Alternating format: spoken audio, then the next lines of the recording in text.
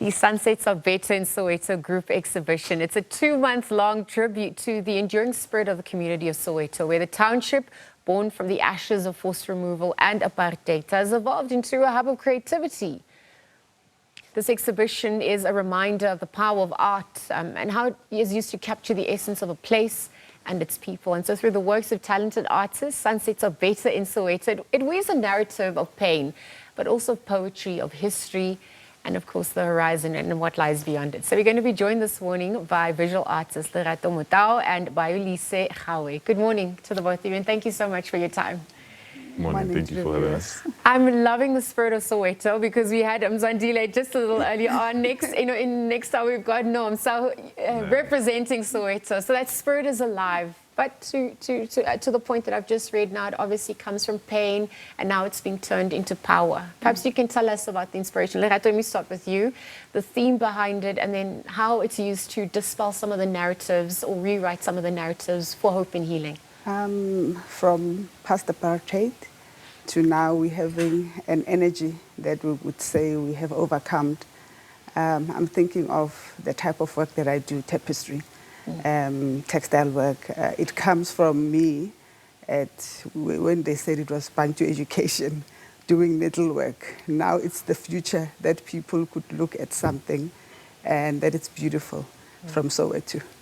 And you get to also impart that to the next generation as well. What about you? What's your journey been like? Perhaps also how you interpreted the art and the narratives. My journey is, I would like to think that I've actually been trying to get to show how Soweto is, in a way, how beautiful it can be, and not only show the ugly side of Soweto, Loud and clear. Yeah. There's traditional elements that's fused into the contemporary work as well for you. And so perhaps you can tell us about that, because it's about affirming identity, to your point, Yes. and showcasing the positive, the hopeful side, the spirited side that keeps Soweto alive. Yes. I'm trying to actually show that there's actually hope in my work. I'm showing hope and actually showing movement that you can't always be stagnant in one place. Okay. Like, there's always people out there who are actually trying to better their lives and stuff like that. But if you are always like in one place and not doing anything, nothing's gonna happen to you, Yeah. So, yeah. Yeah, and the snowflake becomes an avalanche as it moves down the mountain. Lerato, for you, I mean, you spoke about, your work, and perhaps you can speak to some of the stories. What is reflected? If we're looking at the narratives, what do you really hone in on? I mean, it's quite a long period. So what would have been those moments for you that stood out? The moments that stood out for me, it's because I live in Vilakazi Street. So when Mandela came out from prison, and each and every time when we have international guests, including Boko, passing Vilakazi Street, and I think of, Soweto, it's been, a wonderful place to be at. We know that anyone who comes to South Africa, they pass Soweto.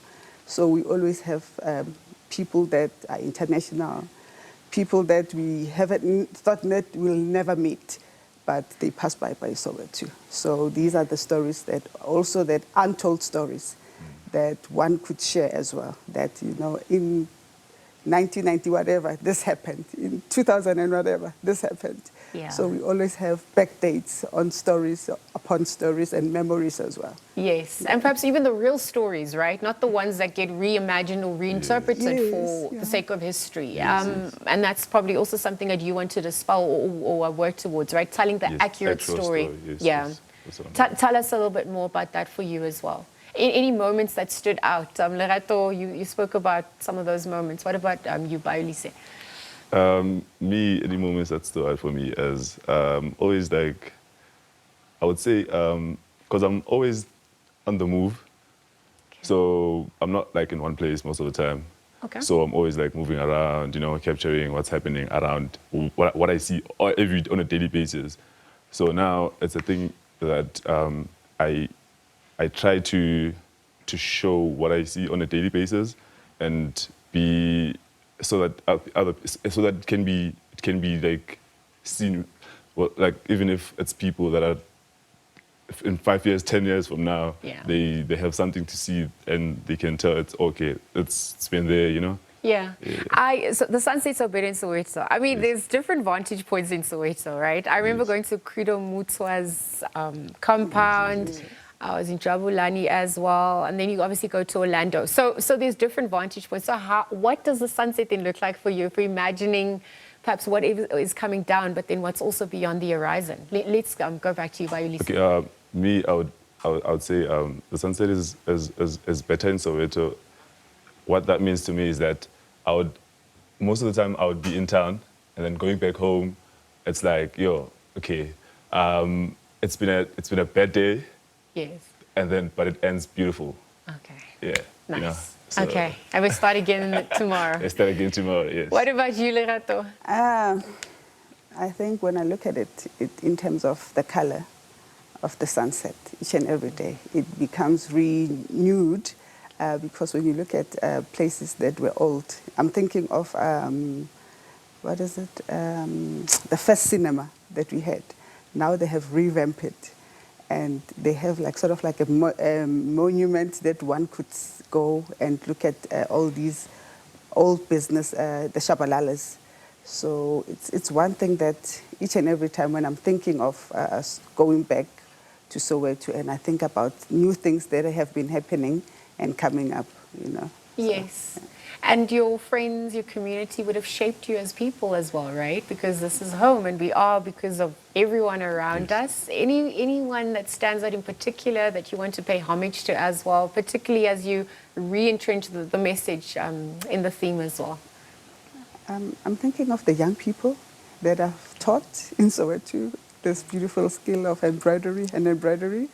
So it's always of young people that I'm thinking that, you know, they would need to be reminded that things they have been done before and they still can continue. They don't just stop there. So it's like telling history with your hands now. Yes, and it heals. And it heals as well. Yes. Each and every stitch, it tells a journey of where you're coming and where you're going. Yeah, and it's your soul poured into it. Thank you for that. What about you, Bayolise? Me, I would actually like to thank myself for actually believing in myself and not giving up. Sure. Yeah, that's... Yeah. I mean, what would have been the hardest thing that you would have faced and then, you know, reminding yourself that it's worth it and you're worth it and you keep going? The hardest thing I actually faced was like last year, 3 days from now, 23rd of December. 23rd of December, I got mugged. All my equipment, took everything. And then, yeah, I had a month of deciding if I should continue or not or do what. And then I decided, after a month, I decided, you know what, let me just go back. Let me just, you know, continue. Let me just not sit and not do anything because I don't know what to do. But Sure. yeah. And then a year later, I'm here now. you're here and showcasing your work and you're helping everyone else heal. Thank you so much. This is a blessed festive season and you're the gift that keeps on giving. So thank you for being part of that. And we're just wishing you guys all the best. Thank you so much. As you continue, we'll continue to see you shine. Lerato Motau, she's a visual artist. Bayolise Gawe, a multidisciplinary artist. Of course, just joining us on this theme, we've got the Sunsets of Ed in Soweto, that exhibition. It's a 2-month long tribute to, of course, Soweto and what the vibrant township offers as well.